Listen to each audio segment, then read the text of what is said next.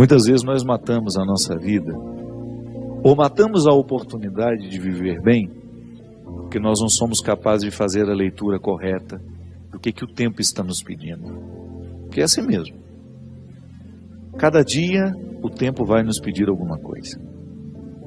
E é esse olhar atento que vai dando a gente essa condição, essa clareza de perceber o que de fato hoje grita pelo meu nome. O que de fato hoje chama por mim. Qual é a realidade hoje que é inadiável?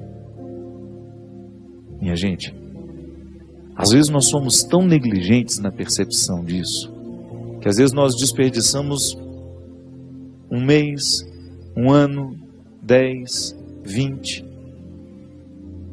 colocando o nosso empenho numa realidade que nem era para aquele momento. E é por isso que é tão interessante a gente desenvolver a habilidade de dizer não e de dizer sim. Porque essa é uma habilidade que só a maturidade nos traz. Que às vezes, porque somos imaturos, nós não sabemos nem dizer não. Não sabemos olhar as urgências do tempo. Então a gente vive para agradar o outro. Não. Antes de agradar o outro, você precisa perceber o que a vida está pedindo de você. Porque nem sempre aquilo que o outro, aquilo que você pode fazer para agradar o outro, está em consonância com aquilo que a vida está pedindo de você. Mesmo que para a gente crescer, nós temos que ter coragem de cortar muitas coisas. A Sagrada Escritura diz, tempo de matar, tempo de fazer nascer. Tudo depende da percepção aguçada que nós precisamos ter para olhar o momento presente e descobrir o que de fato merece o nosso empenho. Quantas vezes eu na minha vida me empenhei no lugar errado, na questão errada. E depois não tem como ser feliz. Não tem como eu descobrir um contentamento sabendo que o meu empenho não foi onde deveria ter me empenhado. Não há possibilidade de eu me sentir realizado, de sentir-me bem com as minhas escolhas. Porque o que vai fazer com que eu me sinta bem é olhar para o contexto das minhas escolhas e ficar confortável com aquilo que foi escolhido. É interessante porque, às vezes, a nossa maneira de viver nos priva até mesmo dessa percepção. Nós estamos muito estranhos a nós. Não é estranho com o outro, não. É estranho a nós mesmos. Estranhos a nós mesmos. O corpo precisa de alma. Sim, eu preciso de sustento para a minha vida. Eu preciso de significar a minha matéria. Eu preciso colocar alma em tudo aquilo que sou eu. Até na casa onde eu moro. E a vida tem me ensinado que a casa não é um aglomerado de paredes. A casa é um sentimento que me ocorre. Não é só uma construção material, não. Quando eu entro dentro daquelas paredes que eu construí com o meu trabalho, ali eu identifico a alma que me sustenta. É um sentimento que me ocorre. Eu tenho certeza que todos experimentamos isso. Quando a gente abre a porta da casa, quando a gente entra, é um sentimento bom que nos ocorre. Isso é alma. É quando a matéria está plena de significados. É quando a gente começa a atribuir um significado que ultrapassa as paredes, os móveis, o telhado ou a laje, o jardim, o portão de entrada. É um sentimento que nos ocorre. E é interessante que a qualidade da nossa vida depende, está intimamente ligada à nossa capacidade de depositar alma nas coisas. Eu não estou falando dessa alma, do significado mais profundo da nossa vida, dessa dimensão espiritual que me conecta com a eternidade. Não. Eu estou falando de tudo aquilo que vive e que faz sentido à matéria. Traz sentido àquilo que é material. Aí então a gente usa de maneira inadequada o termo alma. Perceber que os meus objetos estão perpassados por um significado que ultrapassa a matéria. Como dizia Rubem Alves, né? Existem coisas que são mais que coisas, são coisas que nos fazem lembrar. Isto é, virar um sacramental. Da mesma maneira como eu trago uma lembrancinha da viagem, aquilo é para mim apenas um sacramental de alguma coisa que foi boa, que foi vivida, que foi experimentada, que me fez bem.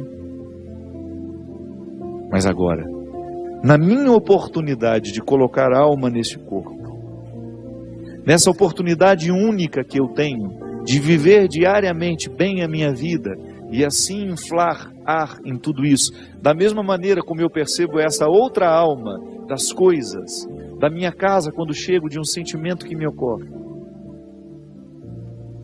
o viver bem, me trazendo a consciência de que hoje, quando eu observo as urgências da minha vida e me empenho nessas urgências, eu estou colocando alma no meu corpo.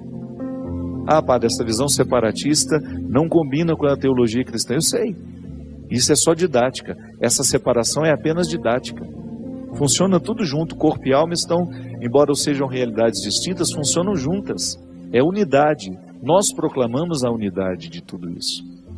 Agora, quando eu percebo, quando eu identifico que eu não estou fazendo, que eu não estou me empenhando para viver bem, eu estou sim fragilizando os recursos da minha alma, que são justamente para me ajudar a viver bem a própria vida do corpo. Trabalham em conjunto, minha gente. E nós muitas vezes negligenciamos a observância do tempo, como na Escritura que diz. O escritor sagrado fala justamente isso. Tempo de chorar e tempo de rir. Há momentos que a própria vida te mostra a necessidade de chorar, de julgar para fora os seus excessos, de não ter medo da tristeza, de permitir que essa tristeza cave dentro de nós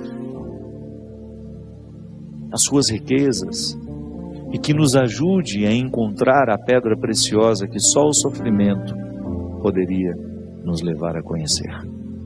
Depois vem o riso. O riso não nasce por acaso. A gente já cantava aquela música também, né? Ando devagar porque já tive pressa e trago esse sorriso porque já chorei demais. O sorriso é o resultado da lágrima bem chorada. O sorriso é o resultado final de um processo de luta que nós estabelecemos, de observar dia a dia qual é o empenho que aquele dia me pede, o que hoje eu preciso fazer para ter o direito do sorriso amanhã. E é bom, você sabe por quê? Porque à medida que nós estamos passando o perrengue, sabendo que ele será construtivo, já nascem pequenos sorrisos ao longo deste processo. Quando a gente fala de um sorriso final, é apenas a metáfora de um processo bem feito, bem vivido. Tempo de abraçar, tempo de se afastar. Quanto sofrimento, né? Em perceber o distanciamento como necessário ao crescimento do outro. É aquele filho que vai embora para estudar. Não dá para reter filhos. Por isso que é tempo de abraçar, é tempo de cuidar, é tempo de estar junto. E vai chegar um momento em que esse afastamento será necessário para o próprio curso da vida. Depois volta. Mas num primeiro momento a gente precisa do distanciamento. É a urgência do dia. Chegou a época, é preciso estudar, é preciso buscar um futuro fora daqui. Minha gente, quando nós observamos o movimento do tempo e as suas urgências, a gente entra dentro do contexto de uma sabedoria irrenunciável à nossa realização humana. Tempo de rasgar, tempo de costurar. Se a gente não tem coragem, muitas vezes, de rasgar algumas realidades, depois jamais conseguiremos viver a libertação dela. Hoje até escrevi sobre isso. Muitas vezes nós lamentamos perder. E quando na verdade a gente vai observar aquilo que a gente perdeu, não foi perda, foi libertação. Quantos relacionamentos precisam ser rasgados para que depois eles sejam costurados do jeito certo? Fazer cair por terra todas as ilusões que nós temos do outro, ou todas as pretensões que nós julgamos em cima do outro. Não. O outro não tem que corresponder às minhas expectativas. O outro tem que ser ele. E se por acaso houve uma empatia comigo, ali construímos uma relação de amizade, se não, uma relação de respeito só. Mas é preciso rasgar. Nós precisamos viver o enfrentamento. O enfrentamento que depois vai provocar uma libertação em nós. Enfim, a vida sempre vai nos pedir uma observação. A vida sempre vai pedir de nós calma, paciência, porque com pressa nós passamos por cima de todas essas necessidades e não somos capazes de reconhecê-las. Você parou para pensar nisso? Que às vezes a vida não está dando certo, é porque você nem sabe exatamente o que você está precisando. Às vezes nós ficamos tão aflitos, tão angustiados, e não sabemos por quê. Faltou chegar ao ponto-chave. Faltou descobrir o ponto nevrálgico ali, onde de fato está iniciando o conflito. Paciência, né? A gente não tem paciência nem para descobrir o que está nos angustiando. É a nossa pressa, é a vida estranha que nós vamos vivendo. Motivação cristã. A Deus toda glória e louvor.